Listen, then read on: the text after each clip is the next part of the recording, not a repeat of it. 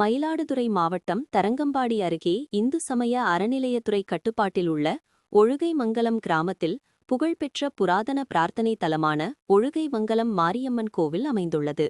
சோழ நாட்டின் சக்தி பீடங்களில் ஒன்றாக திகழும் இக்கோவிலில் ஆண்டுதோறும் பங்குனி திருவிழா வெகு விமர்சையாக நடைபெறுவது வழக்கம்.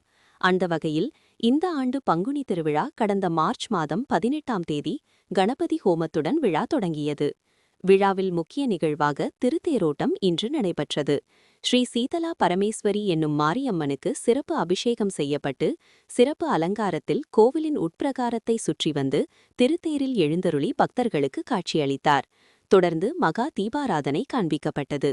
அதனைத் தொடர்ந்து ஏராளமான பக்தர்கள் தேரினை பதம் பிடித்து இழுத்தனர். தேரானது 4 வீதிகளையும் சுற்றி வந்து நிலையை அடைந்தது.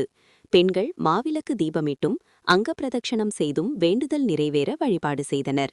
ஆயிரக்கணக்கான பக்தர்கள் தேர் திருவிழாவில் கலந்து கொண்டு சாமி தரிசனம் செய்தனர்.